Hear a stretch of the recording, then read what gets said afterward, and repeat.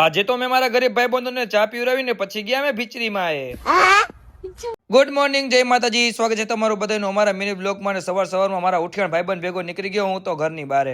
અને આપણે ઘણા સમયથી દાઢી નથી કરાવી તો પછી અમે આવી ગયા હેર સલૂનમાં દાઢી કરાવવાનું બેહી ગયો હું તો સિંહાસન ઉપર. દાઢી કરાવીને ઘરે જતા હતા મારા ઉઠિયાણ ભાઈબંધ કે અમને સવારમાં ચા પીવડાવો તો સવારમાં મને 30,000 રૂપિયાની ચા નો ખર્ચો કરાવ્યો. अच्छा हमको सिखा. ભાઈબંધ ને એકલું ન લાગે એટલે હેરો આપણે ચા પી લીધી પછી ઘરે આવીને નાઈને નીકળી ગયા સીધા અમે ગામમાં ચક્કર મારવા. પછી અમે સીધા આવી ગયા લીંબુ શરબત પીવા, અડધું લીંબુ શરબત પી લીધું. પછી તો યાદ આવ્યું કે મારે મિની બ્લોગ બનાવવાનો છે. कौन है ये लोग?